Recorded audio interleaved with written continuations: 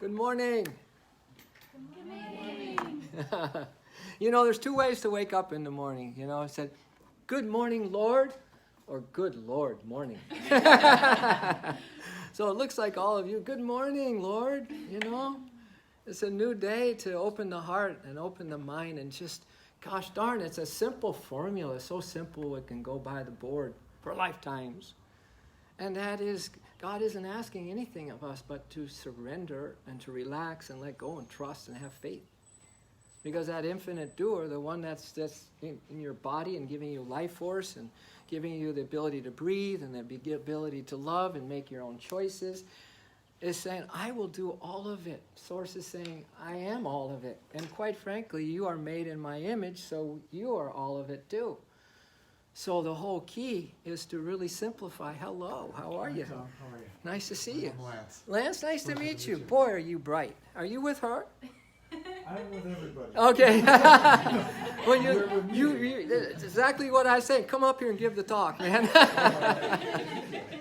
Yeah. Oh, my goodness. But you know what? I want to just start out because I do a lot of research on people who have had near-death experiences. I'm kind of involved in a book that's almost completed around that, and how those experiences are from people who may not be spiritual at all. They may be in a really dark place in their life, but then you go across and the light is the light and the love is the love. And bar none, everybody is embraced by that true source of them, like crazy. But we kind of maybe judge that somebody didn't have a good life, they're going to go into the fires. Well, in a sense, there is a consciousness that you hold at the end, and you're going to kind of go to a place temporarily that is going to help you to learn what you didn't learn in planet Earth, come back and start again, the same grade. But everyone is embraced initially by the truth of who they are and whose they are. And this one especially is so powerful. I want to share that with you because the subject this morning is on practicing the presence of truth. Practice. You know, Beethoven 8 hours a day playing the piano. Michael Jordan, 1,000 free throws a day. Any athlete, any musician, anyone who is really a master at their art is practicing hours and hours. And you get good at what you practice. If you're a worrier, you're getting really good at it. If there's fear about this and that, you know, bodies, they don't tend to get younger unless you really tapped into the secret and mystery of life and you've tapped into the fountain of cosmic energy and you can rehabilitate yourselves and you can stay in the body for as long as you want once you are tapped into the source of you. But typically the body goes through a little change, doesn't it? From birth all the way up through the stages until we're helpless at the end like we were in the beginning. And for many of us, my parent, my mother, and my father, and Trish, my wife's mother, were in diapers. You're in diapers in the beginning and you're in diapers at the end. What does that say? Put your diapers on, kids. Have a humble attitude about this. You're not in charge. You are not in charge. But boy, when you can let go and hand over the keys to the car of your life to a designated driver, which is your soul self, which is the God self, which is this pure divine indwa, oh my God. Then you, as Yogananda says, you float through life on buoyant wings of peace. Yeah, rather than stress. Everyone buys into that you have to have stress.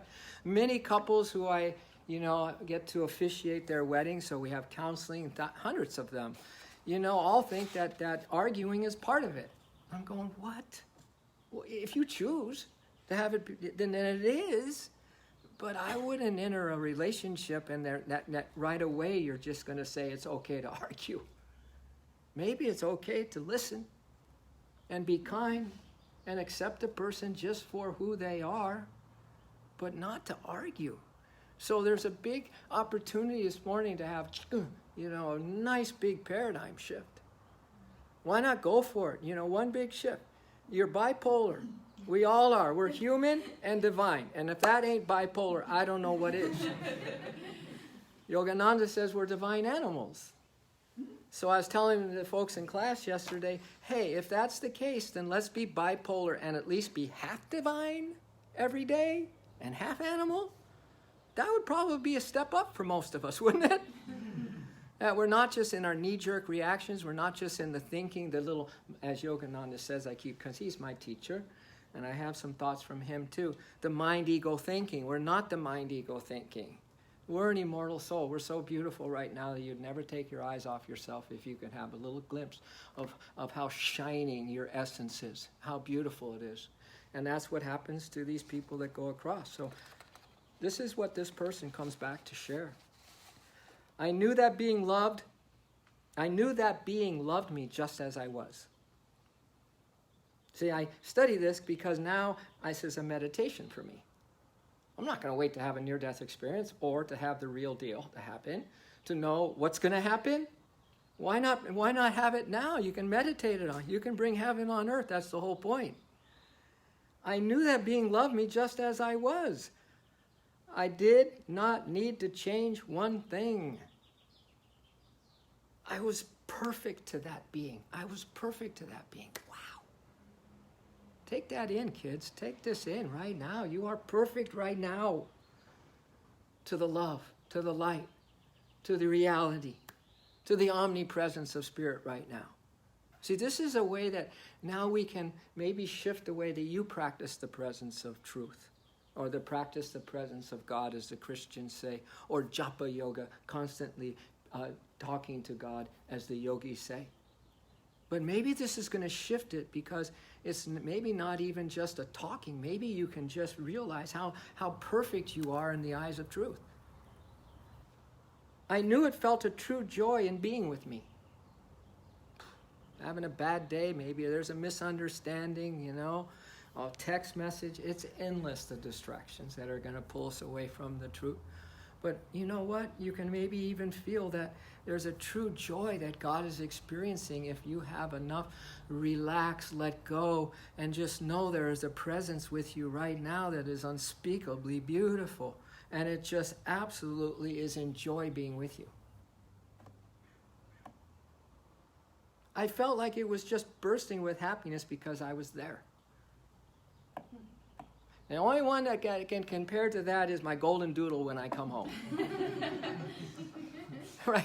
Oh, it's sad leaving her because she's out. We have a little bay window in our courtyard, and I leave. There she is.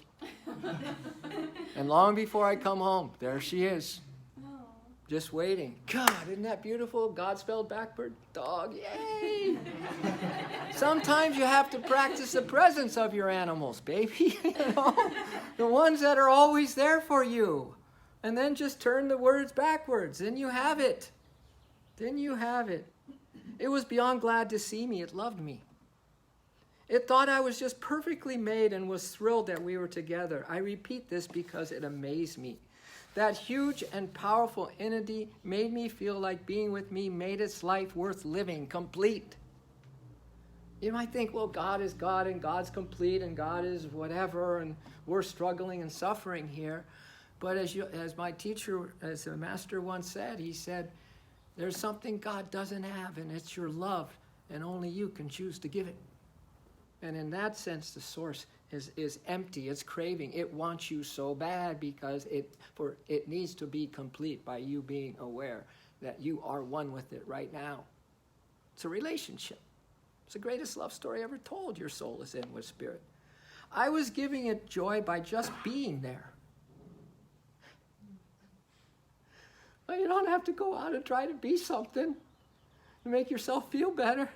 You don't need all the titles. You don't have to have the special car to win the woman or whatever else we go through. You are enough right now.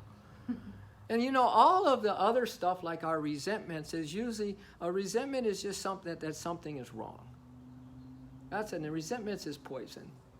As they say in the Alcoholics Anonymous program, it's poison that you take, but you think it's for someone else. Oh, they're big on saying you got to stay far, far, far, far, far away from resentments. They're horrible things, and they basically come from making something wrong. Yourself wrong. Typically, people just really bash themselves seriously bad. And then, of course, then we will bash others, and we'll bash what happened, and nothing is ever good enough for us. Look at sports. Look at they'll go to be the last two teams in any kind of a conference, and they're playing for the championship. But there's going to be a loser, unfortunately, in this duality that we're in. The competition of our high self and our low self. Seeing who's going to win each battle. But the losers felt that now the whole season was mess. Because they didn't win that last game. That's crazy, right? Some will put on the attitude, but it hurts for a lot of them. So what I'm saying is that there is no thing that you're going to have, Super Bowl ring or whatever, or all the things that this world can offer you that is going to satisfy you, because you're still not going to feel good enough, man and woman, until you and God get together. So greater than a PhD is a BHD. Well, you guys are going, where is he going with this? That just came to me the other morning. BHD, burning heart's desire. Burning heart's desire for true love, for God, for yourself, capital S, super soul. Superman, superwoman, you're super soul. You're not a man nor a woman. You're a super soul. Can you imagine that if you had a burning heart's desire to know thyself, to be true to yourself, to discover, what you've heard for so long in different ways and different traditions, religions over lifetime? Oh my God, you've heard it. You've heard it now, children of the light. If we could now take all of our energy, all of it for this and that, and all the mortal cravings and desires for this and that, and we snowballed it and just brought it all in and harnessed it like martial yoga, you bring it all in, your mind stuff, your emotion stuff, your desire, and you harness it for one burning heart's desire. You, my love. For you, my love. So I have a song. I think I'll just come back to this in a second about the burning heart's desire. Might as well sing something about that. Some of you may not know that I do have a lot of songs. I have so many songs that the other day something from Facebook came up as a reminder, and it had it was an audio, and I went, well, what was that? And I listened to it. I said, wow, that's a good song. I made up a song, threw it up on Facebook, and then forgot about it. And then my sister in Seattle said, I was going through your stream on Facebook, and their song came up. She said, where did you get that from? I said, no, I wrote it. She said, oh my God, you got to record it. So I did just come and go. So this is my heart's desire. Let's repeat this. My heart's desire. My heart's desire Burns like a fire. burns like a fire. No, you guys aren't. You got to be better actors than that. Burns like a fire. Yeah, that's better. I mean, it's a burn, baby. It's a heartburn, not the heartburn that, it's the burning of your heart ready to crack open to the truth that it's infinite love. That kind of burn. My heart's desire. My heart's desire Burns like a fire. burns like a fire. Every minute. Every minute. Every day. Every day. My heart's desire. My heart's desire Burns like a fire. burns like a fire. Every minute. Every minute. Every day. Every day. My soul affirms. My soul affirms. I am love. I am love. My heart it sings. My heart sings. I love you. I love you. My soul affirms. My soul affirms. I am love. I am love. My heart it sings. My heart is I sings. love you. I love you. Then I threw in some do do do do do do do do do do do. Do do do do do do do do do. I am love. I am love. Do do do do do do do do do do do. Do do do do. You gotta do the do do. It's part of getting yourself kind of out of yourself, you know what I mean? Do do do do do do do do do do. I am love. All right.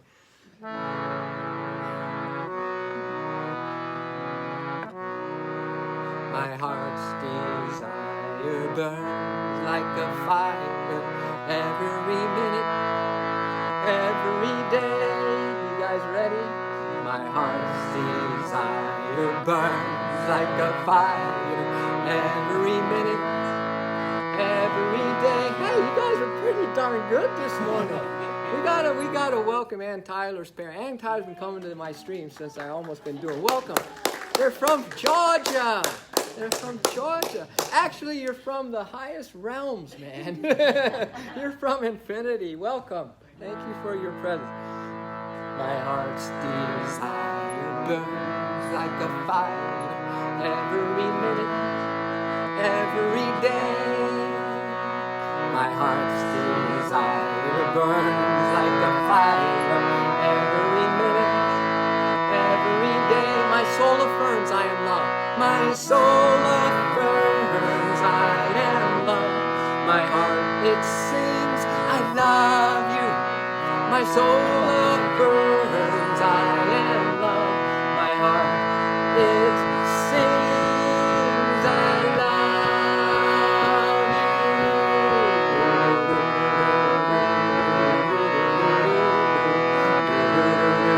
I love you.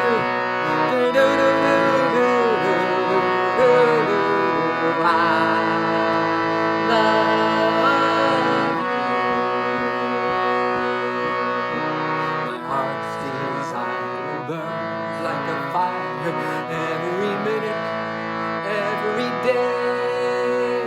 My heart's desire burns like a fire every minute, every day. My soul affirms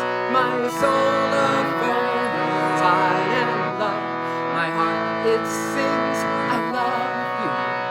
My soul affirms I am loved. My heart, it sings, I love you. Oh, come on with the do-do-do-do-do.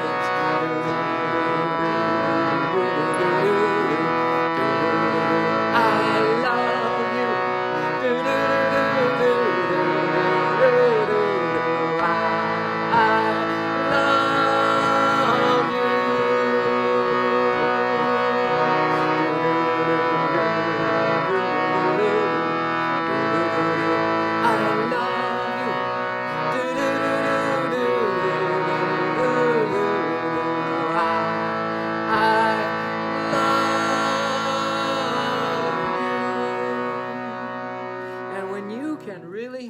And pinpoint that focus on that one beloved of you, the one beloved of all of us, the one source, the one beloved in every heart, just the one reality, just this infinite love, massive infinite love. That's it. And you can focus and concentrate, and you can have the undeviating devotion and a mind that is riveted on that devotion, and you just like, shoo, it's just like laser beams right into the heart of the presence, you know? That God who's with you with so much joy and happiness just to be with you right now. And if you can return the favor with such an intensity and focus of purpose, oh my God, your life is changed. It's not going to be changed. It is going to change with that kind of focus. Because that's the whole focus of yoga, you know. It's the whole purpose of any kind of true spiritual path. And we'll have some words from that Master Yogananda in a minute, which talks about how the right way to focus is. And the right way to be in this practicing the present. And you're getting a little hint of it now. So let me finish what I started. It was giving me joy. I was giving it joy by just being there. So there's no reason to have bad hair days anymore. When just your existence, the God in you, is the same as the God that is everything. And you, by turning more to being more divine every day, that's our goal every day. 2,000 free throws.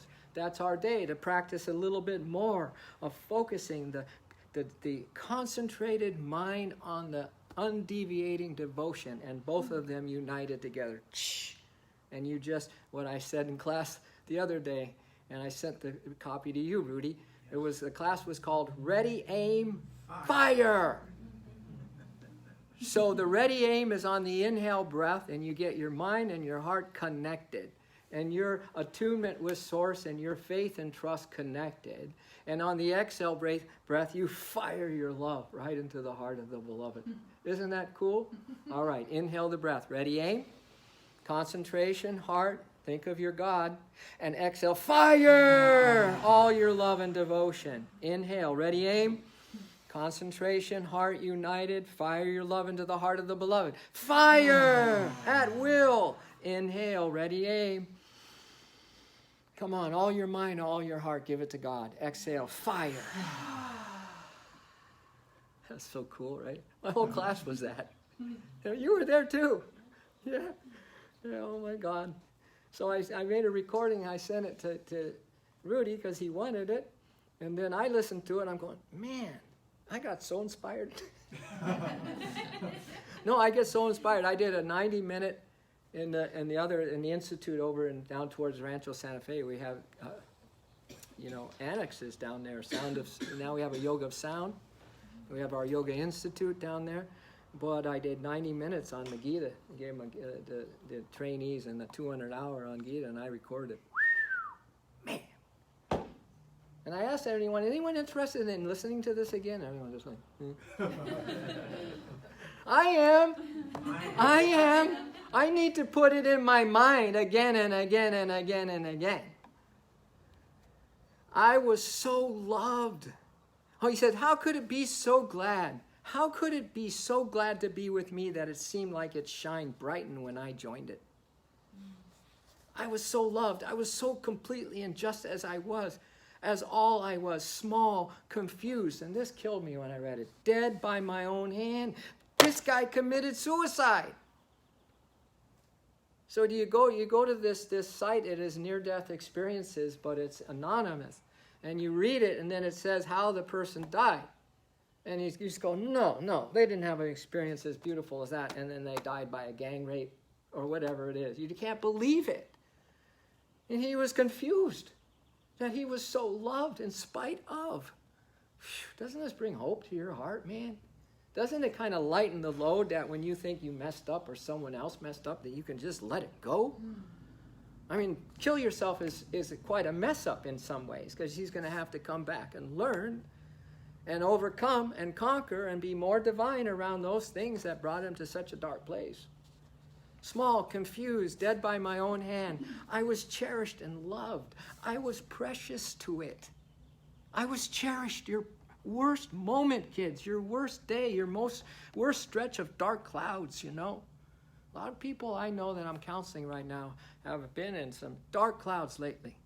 I don't know if you've been experiencing, but man, when that stuff gets over you, you only have one place to do. You got to throw yourself into the arms of divine love and compassion right there. You can't wait around. You just got to fling yourself on divine mercy. There was a great saint. There was a little book called Way of a Pilgrim. He was from Russia. And all he did was walk. He's a Way of the Pilgrim. Way of the Pilgrim. Kind of a classic little book. And he only had one mantra. As he walked, he said, Lord, my God. As he exhaled, have mercy on me. My Lord and my God, have mercy on me. And he walked all throughout Russia. He didn't even know how he was transforming. Wherever he went, people went, whoa, are you an enlightened being? He goes, no, I'm just a pilgrim. He didn't even know how God was now being a part of him and he a part of God, just by that mantra. Just on this walking meditation, every breath, every footstep for thousands of miles. That's what we're talking about here. That's what we're talking about. And you're going to hear a quote from Yogananda in a minute. It says, and that is why you are born. Each one of you is given everything you need to be that way. Because God is you. I was so loved. I was loved completely just as I was, as I was, small, confused, dead by my own hand. I was cherished and loved. I was precious to it.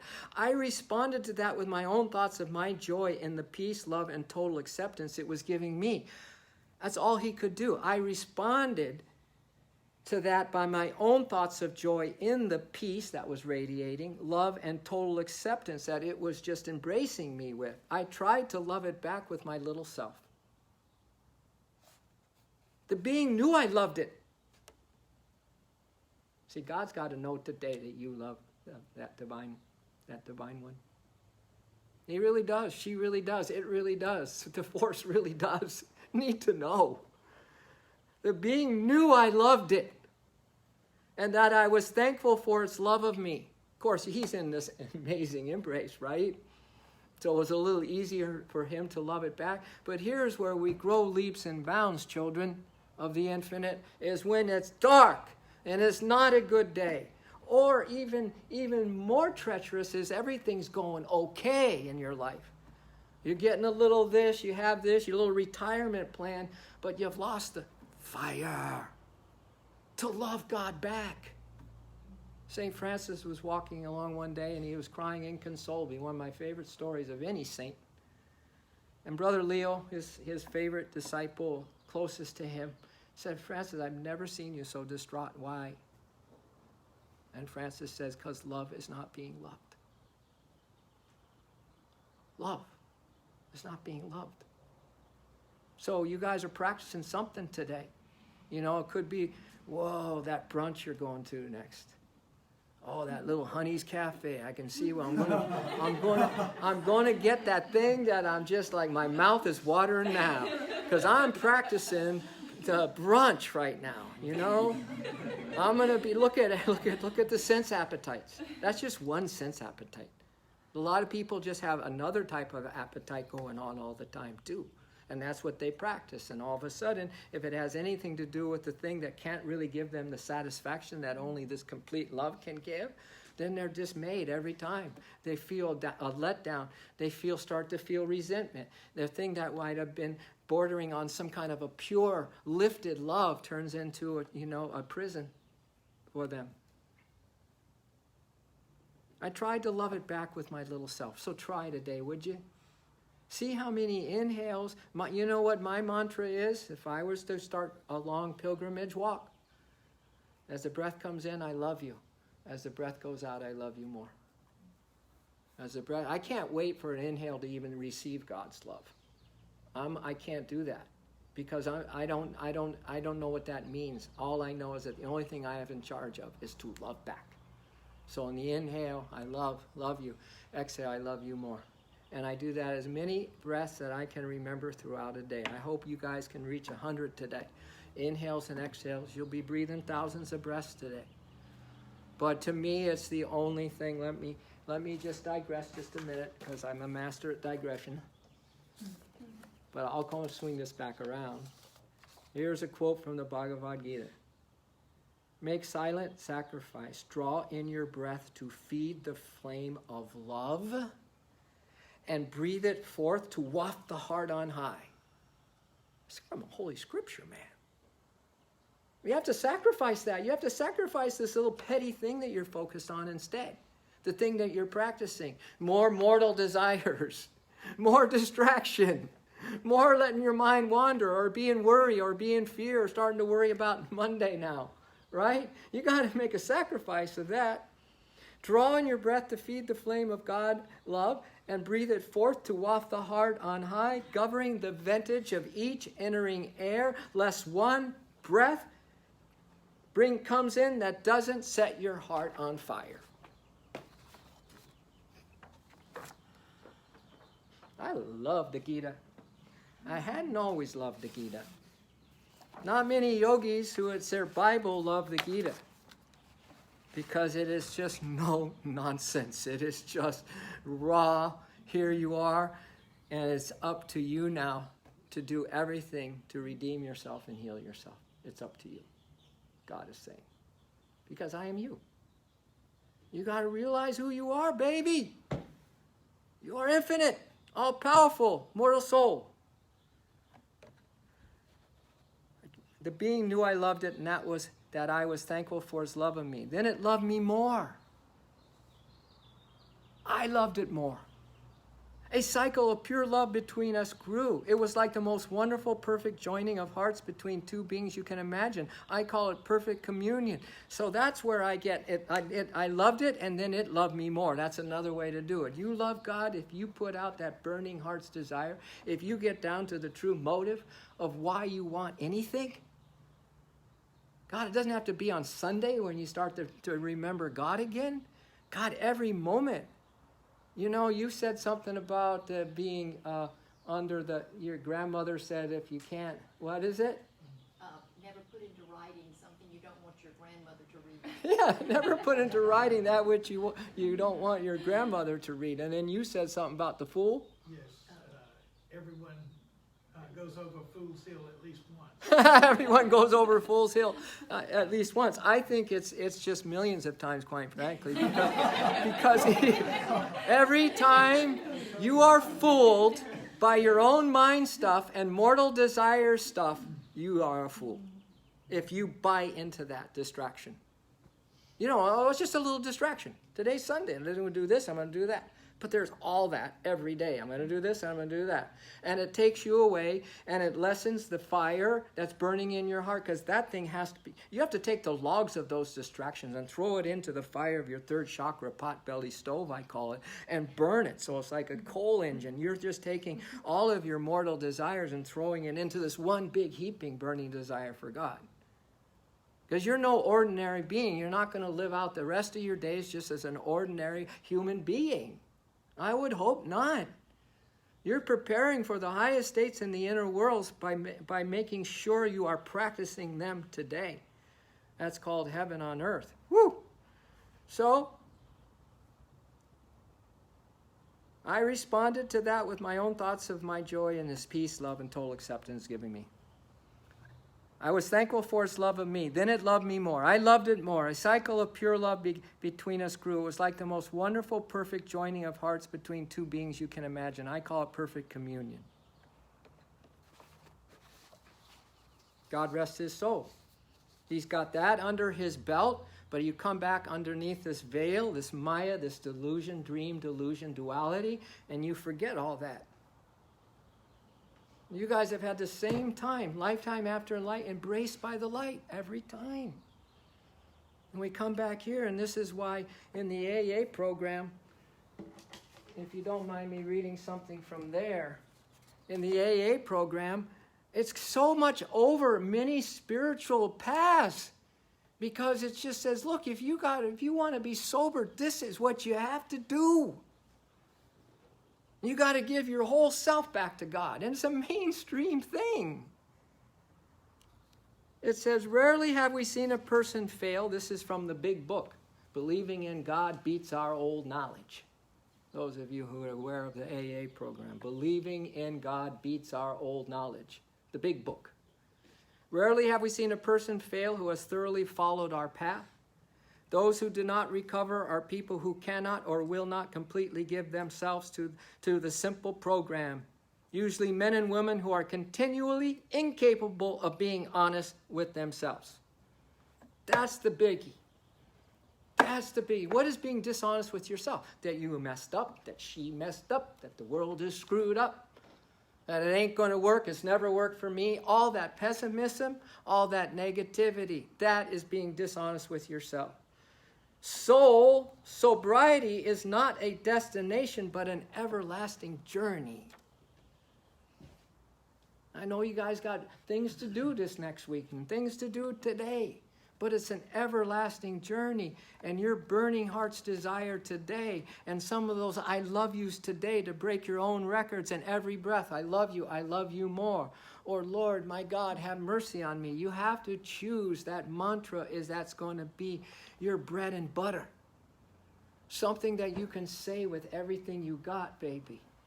And mean it to God. It has to be, you have to mean it. Like a little girl, her mom saw her in her room and she was small and she was saying just letters. A, B, C, but so sweetly. And her mom couldn't help but later ask her, what were you saying? She said, I was praying. You were praying? You were just saying letters. She said, oh yeah, I was just saying letters. But God puts them into words. You know, it's better in prayer to have heart with no words than words without a heart. Saint Teresa, the little flower saint, they asked her, what do you say when you pray? She said, I say nothing.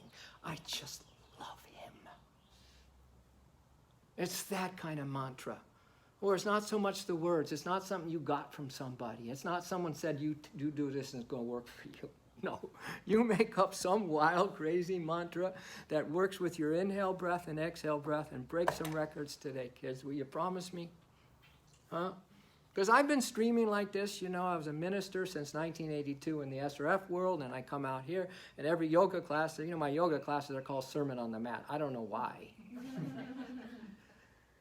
But help me out here. Help yourself out here. Don't just come here and get a little bit of inspiration or see what's going on.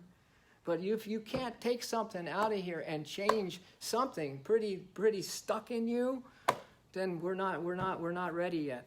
We're not willing enough yet, because they say in AA, what is how?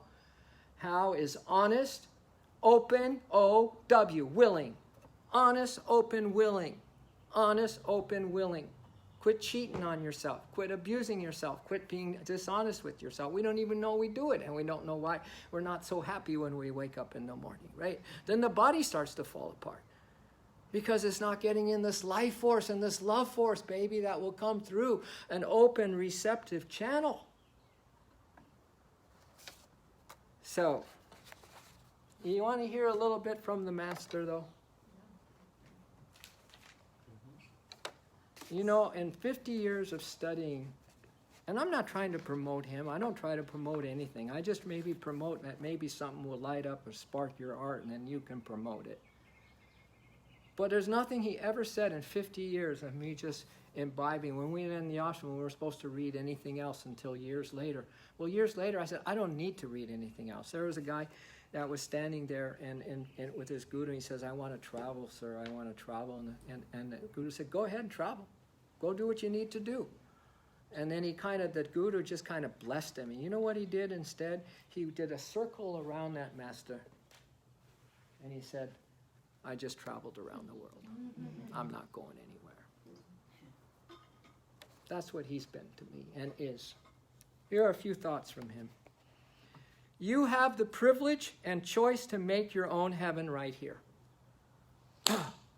See, when we're in a cloud, when we're Eeyore, when we're just kind of hanging out as humans, and there's no real urgency in our life for truth, for God, for liberation, for freedom, the truth doesn't have much meaning. I said everyone that was at the end of their day yesterday in the training, and everyone was just kind of laying there just like, I knew it was a bad time to give the Gita, but I said, you know, there's souls who have been liberated, and they never could read.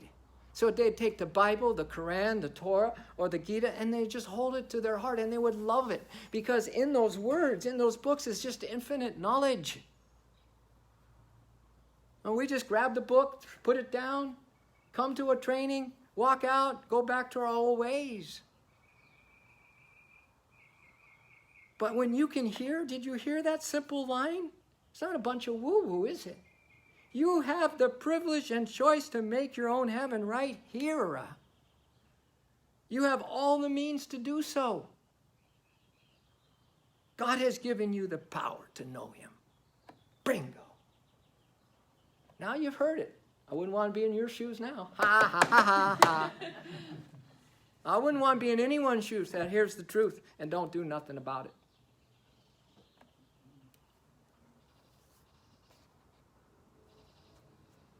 Our relationship with God is not a cold, impersonal one, like that between employer and employee.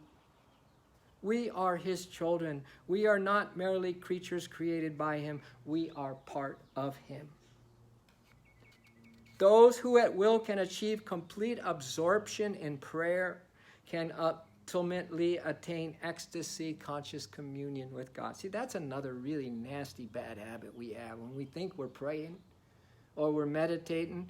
Years ago I realized I just start over every single time. I wipe the slate clean of whatever happened the day before, and I start brand new. And forget the clock, forget how many minutes you say you're going to pray or meditate. Forget all that. It's a distraction. And see if you can be with 5 breaths, 2 breaths, completely burning heart's desire. Inhale, I love you. Exhale, I love you more. If you could do one like that, it could change your life today. And then go for the next one. That's all. 1 breath at a time meditation. And see if you can string some of those completely absorbed. What did he say? Those who at will can achieve complete absorption in prayer can ultimately attain ecstasy, conscious communion with God. Start with 1 breath, my dear. 1. Completely with the divine. Completely. Like you're on the other side. Like this guy in the near-death experience. Whenever you pray, your mind should be so completely absorbed in the prayer that you forget you are separate from God. Yeah. Hey, it's easy to forget God. But now he's saying, be so absorbed that, what did he say? That it was so perfect, that you forget you are separate from God. Be so absorbed that there's no separation between you and love. Prayer must be so greatly intensified that it brings identity with God immediately and absolutely. See, Yogananda, you would say that he's so absolute. People say that about me. Dude, don't you have any other gear? Not anymore. I don't think I ever had, but one gear. They called me Sparky my first year in the ashram for a reason. One gear, because absolute is absolute. Truth is truth. Everything else you think there's gray, right? That you have all this room to move. I get a little truth. I go to church. I have a little inspiration. Then I do the world thing. But it's all either the truth or not. This world is a dream, delusion, duality, man. Every moment you spend looking outside, you take away a good opportunity to be happy on the inside. So, our prayer now, we have quite a big bar to jump up to. And yesterday's class, they do this exalted warrior. And I said, you're grabbing for the hand of love here. Don't let go. Grab it. It's your lifeline to the divine. I just thought that was so cool, right? Because here's the pose. You could be struggling with your body, my body, or you're reaching for the hand of God to be lifted up. You choose which you prefer. Unless you feel that identity with God through depth of devotion, your prayers will not be effective. So then don't pray. Don't continue the bad habit of hollow prayers and restless mind. Now I'm telling you, this is why you have to start over. Clean the slate, baby. Big breath, everyone. Big breath. Big sigh out. Clear the plate. Come on, clear the decks. Inhale. Big breath of God. Just this moment. Give all your love. Good. You just wiped out. You just rebooted the computer. Brand new beginning with your spiritual practices. There's got to be just when you sit down. When I sit down, it's just Yogananda says, go deep, quick. Don't wait till 5 minutes, 10 minutes, half hour down the road from your meditation. At the end, you go, oh my God, I haven't even been thinking of God. Go deep, quick, because life can be over just like that. All right, a few more thoughts from Yogananda. Isn't that good? Isn't this good stuff? Watch your thoughts when you pray. Silently and relentlessly train a keen eye on the truant impulses of your attention. No one has said that like that. Silently and relentlessly train. You got to train yourself to have a keen eye on what? The truant impulses. The truant, the things that are running wild in you, impulses of your attention. To just go off. See, we're paying a huge luxury tax on a wandering mind. Nobody told you need to concentrate, and they didn't tell you to concentrate on truth at that. But now it's gone always way over the top, right? Now you sit down and you go, my God, that's why people don't continue meditating. Because they think that they're going to have some kind of an experience right away. No, thousands and thousands of lifetimes of accumulated ignorance can't be overcome by a year or two or 20 or 50 or 100 of a meager little effort. But this effort where God knows that you are loving it back because it's feeling the joy that motive is pure, baby, is pure. A pure motive is everything. A pure heart can see God. Pure heart. So that little sit that you have with just a breath at a time, go for the pure heart. Do not let them run beyond the precincts of the temple of your devotion. The truant impulses of your distractions to run beyond the precincts of the temple of your devotion. I love this guy. Let your prayers to God, who is your closest friend, be spontaneous outpourings welling up from the depths of your heart, not some mechanical prayer. Well, you got to get some spontaneity back in your life, baby. You got to be in the present moment of love.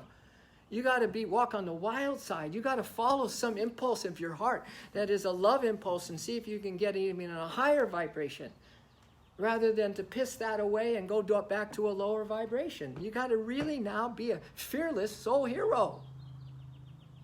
And write down maybe something later. What is a soul hero to me? What is it going to take for me to be half the day divine? Just so I can be balanced bipolar. Half animal, half divine. And maybe you're going to turn the tide this time around. Maybe you're going to be more divine, because you're 100% divine anyway in truth. All right.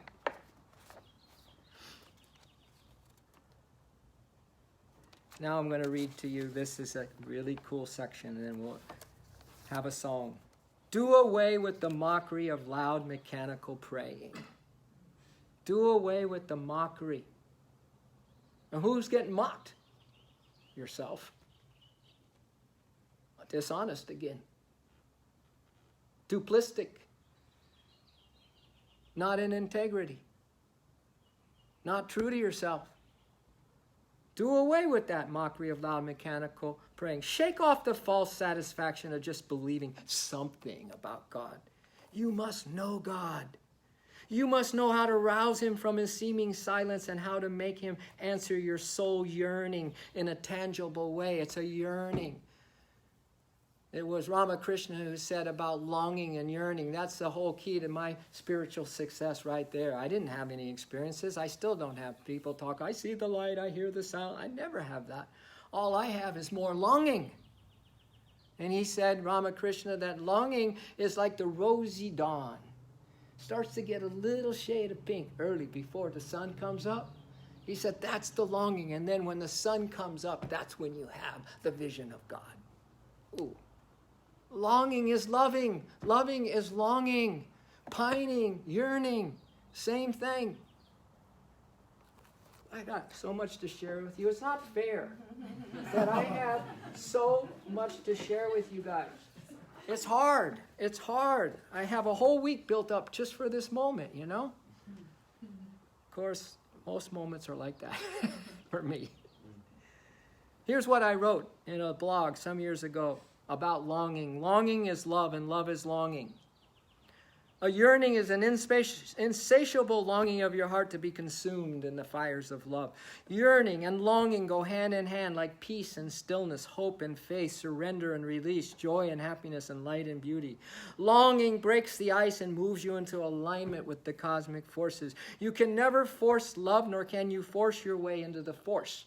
You can only edge your way in bit by allowing the longing for love to smooth out all your human non-loving edges.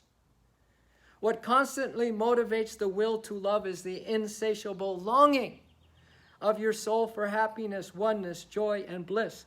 You can never be complete until you have complete longing for God. God completes you and you complete him. It isn't necessary to be a certain way. Just be certain of the way you long for your beloved.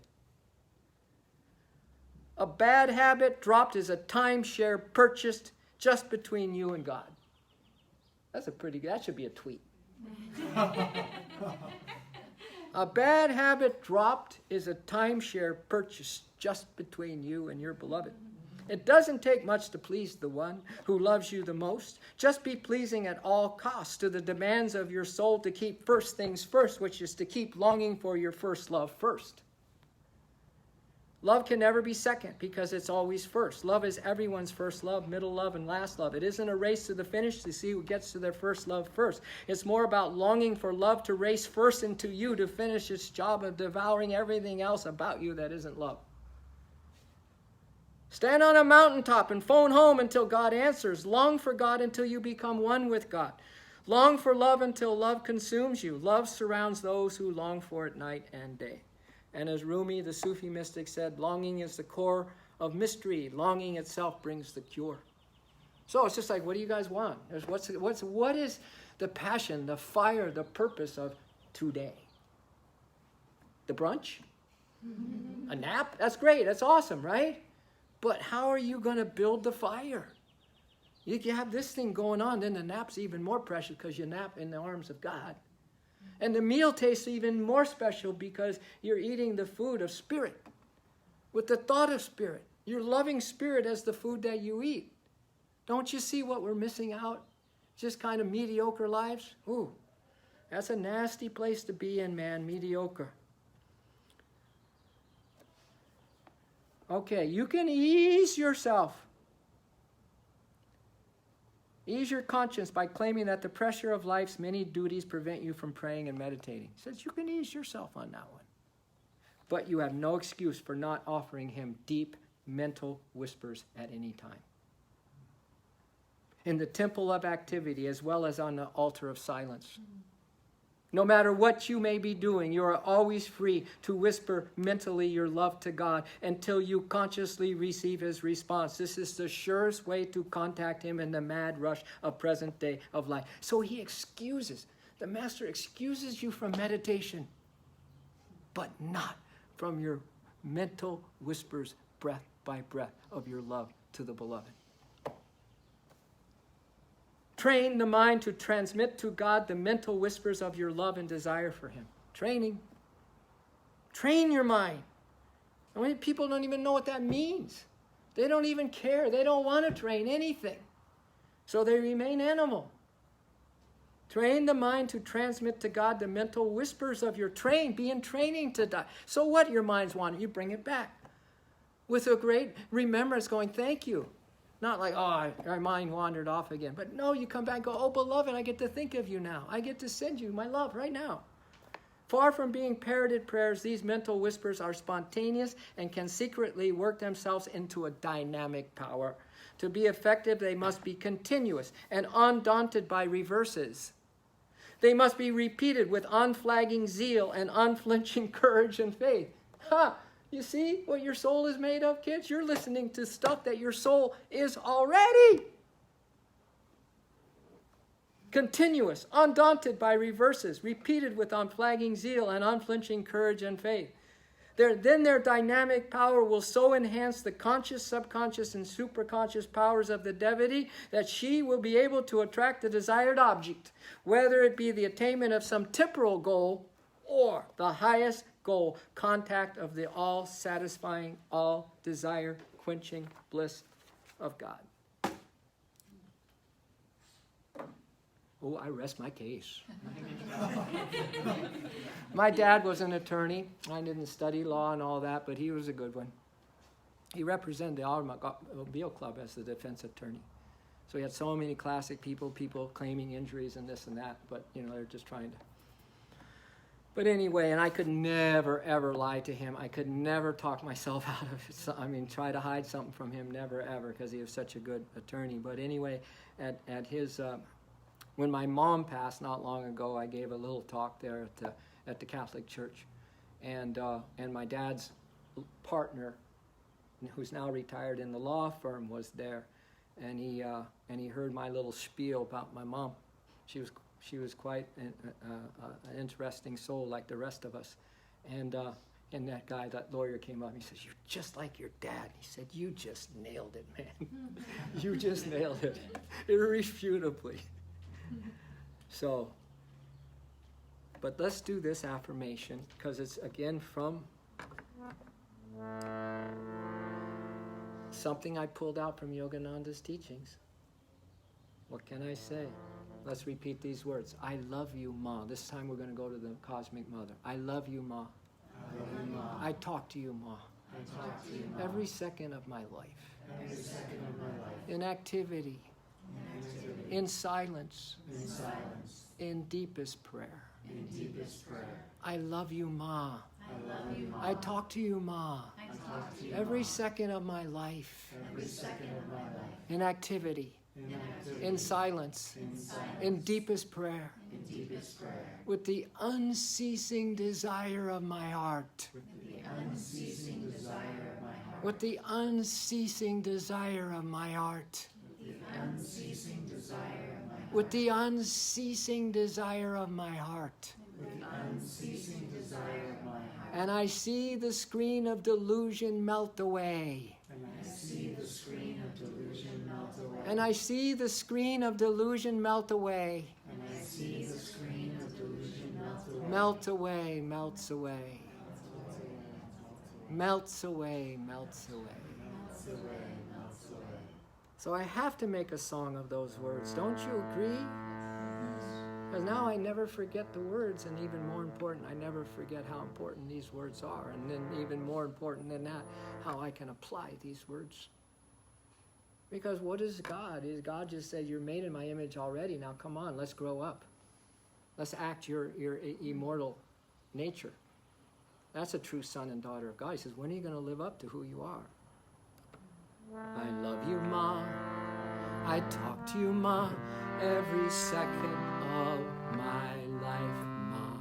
You want to sing that? I love you, Ma. I talk to you, Ma, every second of my life, Ma. In activity, in silence, in deepest prayer. In activity, in silence, in deepest prayer. I love you, Ma. I talk to you, Ma, every second of my life, Ma. Sing. I love you, Ma. I talk to you, Ma, every second of my life, Ma. In activity, in silence, in deepest prayer. Activity, in silence, in deepest prayer, with the unceasing desire of my heart, Ma, with the unceasing desire of my heart, Ma, with the unceasing desire of my heart, Ma, with the unceasing desire. Do you feel the longing in that? Do you feel it? Can you sense that? That's the longing I'm talking about. It's just not saying the words, you know, kind of like a ventriloquist or something, or a parrot. It's like, God, where is your energy in that? And then you just, the Ma, I can't live another moment without you. I need you. I need to feel your love. I want you to feel my love. You see that? I love you, Ma. I talk to you, Ma, every second of my life, Ma. In activity and silence. In activity, in silence, in deepest prayer. In deepest prayer. I love you, Ma. I talk to you, Ma, every second of my life, Ma. In activity and silence. In deepest prayer, my favorite, very favorite, not just part, but a way of being, with the unceasing desire of my heart, Ma, with the unceasing desire of my heart, Ma, with the unceasing desire of my heart, Ma, with the unceasing desire. And I see the screen of delusion melt away. And I see the screen of delusion melt away, melts away. Oh, it's melting away, melts away. Oh, it's melting away. With the unceasing desire of my heart, with the unceasing desire of my heart, with the unceasing desire of my heart, with the unceasing desire of my heart, and I see the screen of delusion melt away, sing, and I see the screen of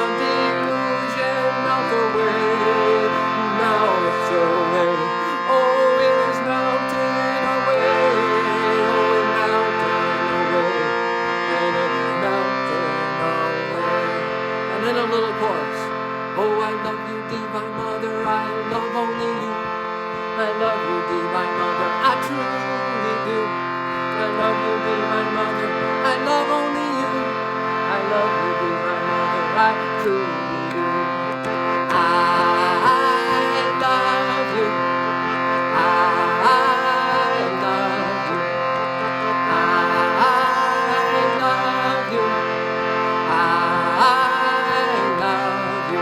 And I see the screen of delusion melt away, melts away. Oh, it's melting away. And I see the screen of delusion melt away, melts away. Oh, it melts away. It melts away. Oh, it's melting away. And it melts away. Oh, it's melting away. And it melts away. It's melting away. And it melts away. It's melting away.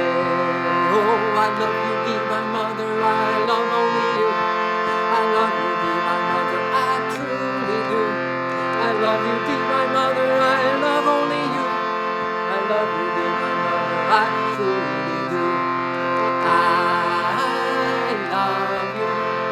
I love you. I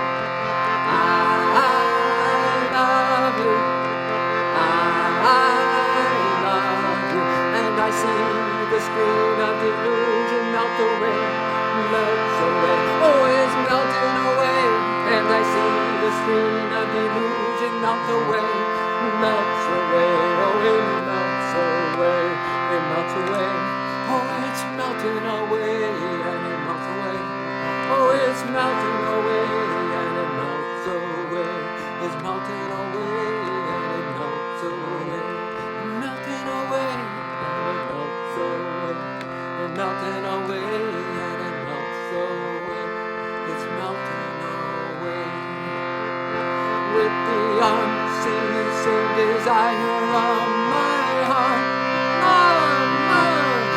with the unceasing desire of our heart, with the unceasing desire of our heart, with the unceasing desire of my heart.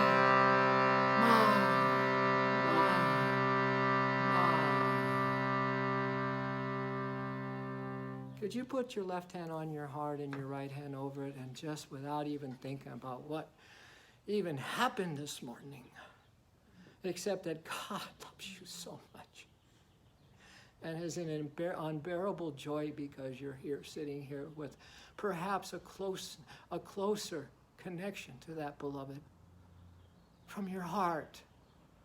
Something that if you could open your heart right now, God would know your true purpose. He would know how pure your love is.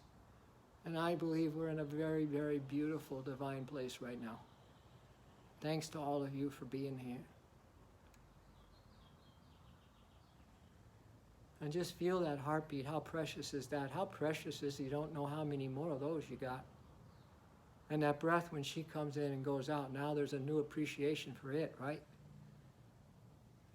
I love you when it comes in. I love you more when it goes out. Or you choose the mantra that's perfect for you because your soul is going to give it to you. Love is going to give it to you. And then that's happening while you go out to your next thing. When you're with your parents or parents are with you, there's this underpinning. There's this underpinning that has you rooted in the essence of your eternity, in the essence of your oneness with all that is. Because this is the way that we change the generations before our parents and after our parents, before us and after us, and the children that come after us and their children. This is how we do it. We bring heaven on earth because God has given you exactly. And I want to read that one quote. It seems pretty practical to me, and we'll end with this quote from Paramahansa Yogananda because it says it absolutely to a T. You ready, world, to listen to this? You, everyone, has the privilege and choice to make your own heaven right here. You have all the means to do so. God has given you the power to know Him. I'll repeat. You, everyone, have the privilege and choice to make your own heaven right here. You have all the means to do so. God has given you the power to know him. Let's receive a breath, everyone. Bring your arms up. Exhale, fold your hands in, and see if you can hold on to the after effects of this beautiful, beautiful grace that has touched each of us. It's so beautiful right now. It is so beautiful. We are so divine right now. There was just a masterpiece of God's light and love coming into you and me, and a masterpiece of your own soul returning that love to the one beloved. And now you forgot that there's any separation at all. Let's repeat this. Spirit and I are one. Spirit and I are one. Spirit and I are one. Spirit and I are one. Let's chant it Om.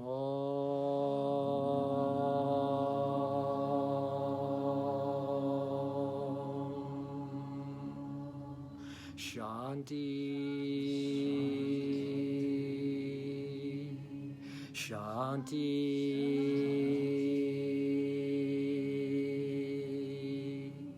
Amen.